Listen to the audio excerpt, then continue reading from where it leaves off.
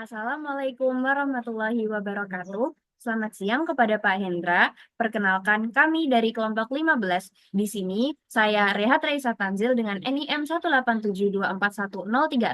Dan saya Sabita Syahri dengan NIM 187241018. Kami di sini akan mempresentasikan yaitu tentang Space Odyssey, an experimental software security analysis of satellites.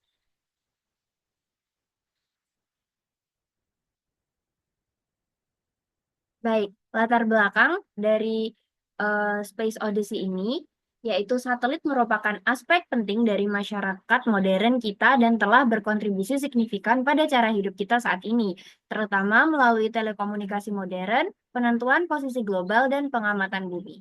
Dalam beberapa tahun terakhir, dan terutama setelah era ruang angkasa yang baru, jumlah peluncuran satelit itu telah mengalami pertumbuhan yang pesat.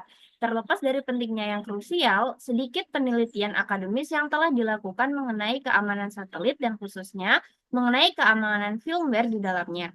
Kekurangan ini kemungkinan besar berasal dari asumsi yang sekarang sudah ketinggalan zaman tentang mencapai keamanan dengan kerahasiaan, yang secara efektif mencegah penelitian yang berarti tentang firmware satelit. Nah, kemudian tujuan dari penelitian ini adalah untuk menganalisis keamanan perangkat lunak satelit, khususnya firmware yang digunakan dalam satelit modern dengan mengidentifikasi ancaman potensial serta mengevaluasi kelemahan keamanan dalam firmware melalui eksperimen langsung. Penelitian ini juga bertujuan untuk menyoroti perlunya pendekatan keamanan yang lebih transparan dan efektif dalam menghadapi ancaman terhadap satelit, serta menggambarkan kondisi keamanan satelit saat ini melalui survei terhadap para pengembang satelit profesional. Selanjutnya untuk metodologinya sendiri, yang pertama itu kita ada klasifikasi ancaman terhadap firmware satelit, di mana untuk memahami resiko keamanan yang dihadapi terhadap satelit modern ini, penelitian ini mengembangkan taksonomi ancaman untuk mengkategorikan berbagai bentuk serangan terhadap firmware satelit. Pendekatan ini membantu untuk mengidentifikasi potensi titik lemah serta memberikan dasar sistematis untuk analisis keamanan lebih lanjut.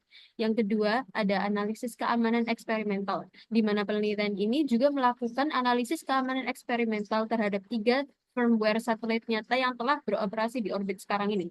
Proses ini melibatkan reverse engineering firmware, identifikasi potensi kerentanan, serta pengujian eksploitasi untuk mengevaluasi seberapa rentan sistem satelit terhadap serangan cyber.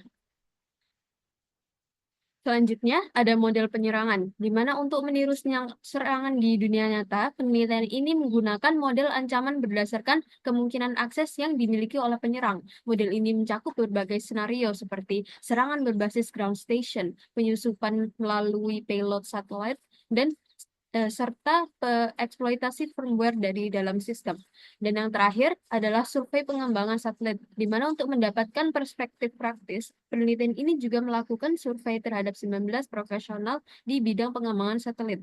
Survei ini bertujuan untuk memahami pandangan industrinya sendiri mengenai keamanan firmware satelit, praktik pengamanan yang diterapkan, serta tantangan yang dihadapi dalam menjaga keamanan sistem satelit. Baik, masuk ke dalam pembahasan implikasi untuk jaringan telekomunikasi. Yang pertama itu adanya kerentanan pada satelit komunikasi. Nah, beberapa satelit seperti EST-CubeSat dan OPS-SAT itu tidak memiliki mekanisme autentikasi yang memadai untuk perintah telekomunikasi atau telekomen. Sehingga penyerangan eksternal itu dapat mengirim perintah arbiter dan berpotensi mengambil alih kontrol satelit. Selain itu, protokol komunikasi internal seperti ICP yang tidak dienkripsi membuatnya rentan terhadap serangan man in the middle atau MITM dan juga injeksi perintah. Kerentanan ini dapat mengganggu layanan telekomunikasi, menyebabkan pencurian data atau memfasilitasi serangan seperti distributed denial of service. Untuk implikasi yang kedua, yaitu adanya dampak pada layanan telekomunikasi berbasis satelit. Kerentanan pada satelit dapat mengancam keamanan data dalam jaringan telekomunikasi, berpotensi menyebabkan kebocoran informasi sensitif seperti data pribadi, transaksi keuangan, atau komunikasi rahasia. Selain itu, serangan pada satelit komunikasi seperti denial of service dapat mengganggu layanan internet satelit, komunikasi darurat, dan navigasi GPS yang berdampak pada sektor transportasi, logistik, dan juga keamanan. Selanjutnya adalah implikasi untuk operator telekomunikasi, di mana di sini dibagi dengan dua. Yang pertama adalah kebutuhan akan standar keamanan yang lebih ketat, di mana banyak satelit yang masih menggunakan protokol komunikasi yang tidak aman dan tidak memiliki mekanisme autentikasi yang memadai. Operator telekomunikasi yang bergantung pada satelit perlu mengadopsi standar keamanan yang lebih ketat, seperti penggunaan protokol yang dienkripsi dan autentikasi yang kuat untuk melindungi komunikasi antar stasiun antar stasiun bumi dan satelit.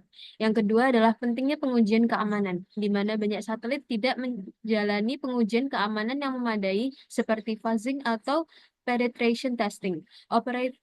Operator telekomunikasi perlu memastikan bahwa satelit yang mereka gunakan telah melalui proses pengujian keamanan yang ketat untuk mengidentifikasi dan memperbaiki kerentanan sebelum satelit diluncurkan.